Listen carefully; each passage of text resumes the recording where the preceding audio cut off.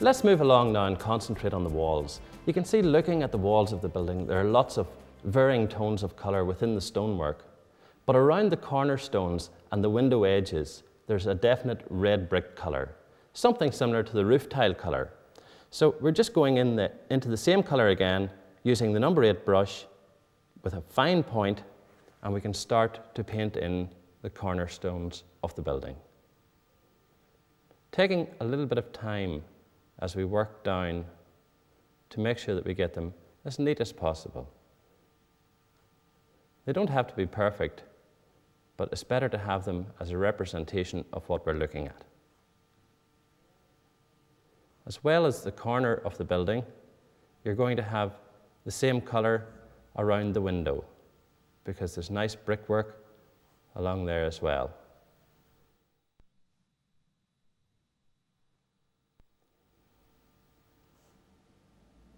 The stonework of the building is a lot lighter than this colour, and it can be put in afterwards.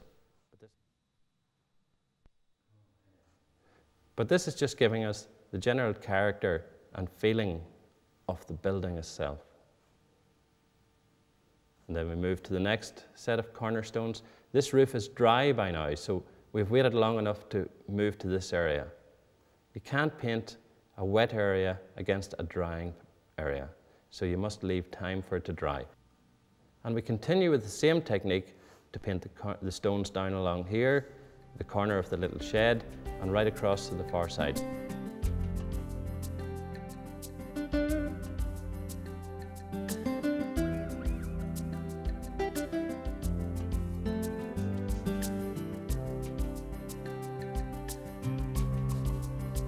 That's all the cornerstones in the building, and they're dry. So now we can move along and put the stonework into the building itself. Now, looking out at the building, you can see that the stones are a lot lighter than the bricks. So we have to make a new mixture. So raw sienna into the water and a little touch of crimson, just a tiny little bit. The crimson is a very strong pigment, and it will really overtake any other colour that you put it with and eat into it. So you need to be very careful at the amount you use. Loading the brush, we come up to the painting itself. This isn't sunlit, and we'll put a shadow over it whenever the wash is dry, but we must put on the underlying colour of the stone. It doesn't matter if we brush over the stones now, because they're dry and they're going to shine through any subsequent wash that's put on. You can see that I'm leaving some little white flecks. Don't worry about that, because there are changing colours within the stone, some white, some yellow, some blue, some red, and that just adds to the texture of the stones themselves. Continuing to cover that whole area, block it all in, use the number 8 brush, and put the wash on quickly.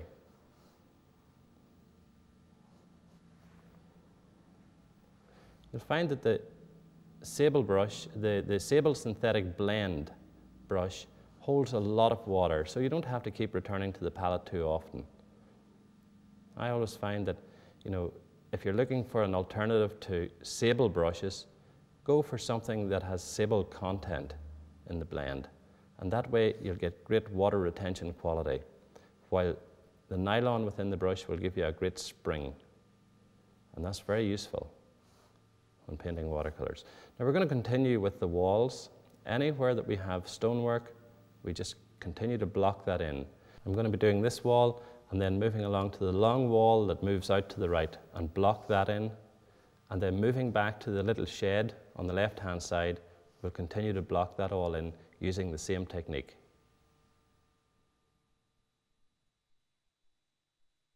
Well, you can see that the underlying wash for the stone colour is now dry, but I think the painting's looking a bit flat, so we're going to have to put some definition on there. And how we do that, we use the shadow colour over the stone colour. So let's mix up the colour for that. It's going to be exactly the same as the roof shadow. What I'm using is ultramarine and light red. I'm just thickening up the previous wash that we had for the shadow colour. And there's lots of blue in this. Now, up on the right-hand side of the paper, I have the stone colour that I put on. So we're going to check again that the shadow colour works and gives us the strength and density that we want. So just brushing that on, you can see that it gives a nice blue shade over the top of the stone colour. So filling the brush again, we can move along and block in this wall. This wall is pretty dark because it's well hidden from the source of light. So I'm going to put that blue colour all over this wall, leaving some white flecks here and there for whiter stones and lighter stones that are in the wall. That's an old bin or something sitting there, so we need to paint around that. Now, whenever you're painting stonework, it's a good idea to paint across and down so that you leave some stone shapes in the wall. We don't have to paint every individual stone, but what we will do is leave suggestions of stones in that wall. Just blocking that in really quickly with the number 8 brush. There we go. We'll be feeding another colour into this just to give a varying tone of stone colour.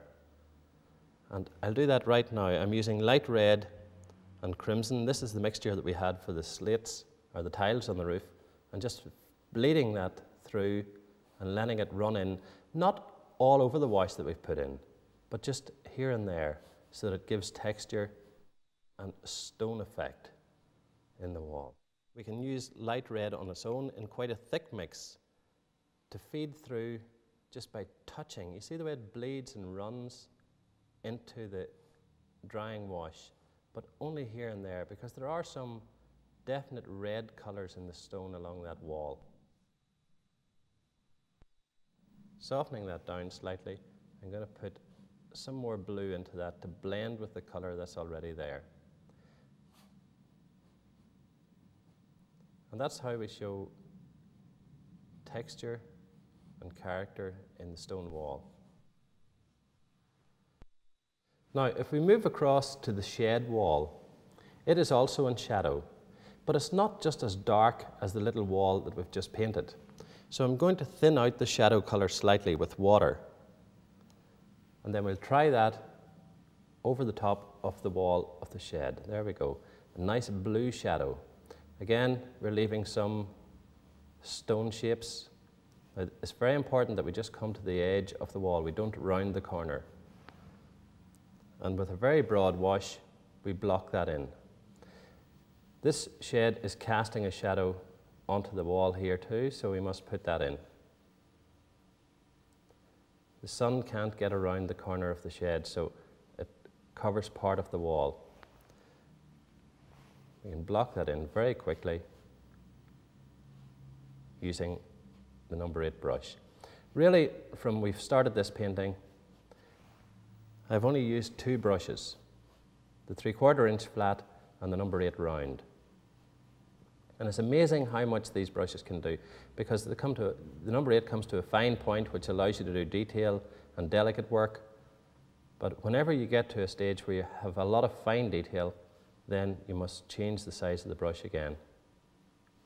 I'm going to feed some other colour in there using light red, just a few bits running through while it's still wet to give texture.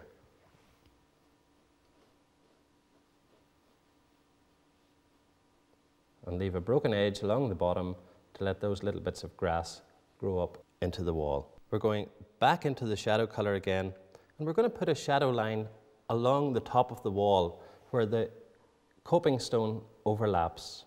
So you're going to get a dark line running along there. You're also going to get a bit of a shadow underneath the brickwork on the windows, along there. And this wall that is in the courtyard of the old schoolhouse, it's going to be in shadow as well. So we can block that in, and I'm introducing some red into that just to influence the colour slightly.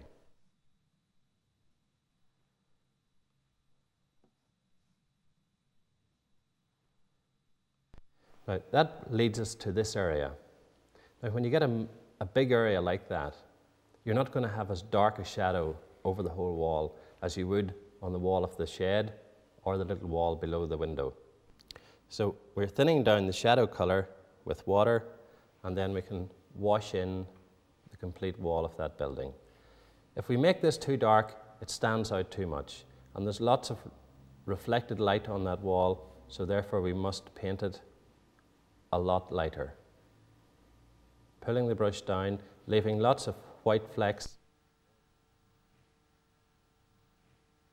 as we come down the wall, going over the cornerstones, because they will be influenced by the shadow as well, and then continuing to block that whole side in.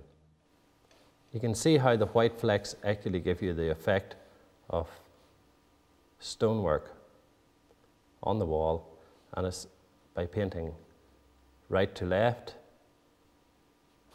and up and down to give you that stone-like effect.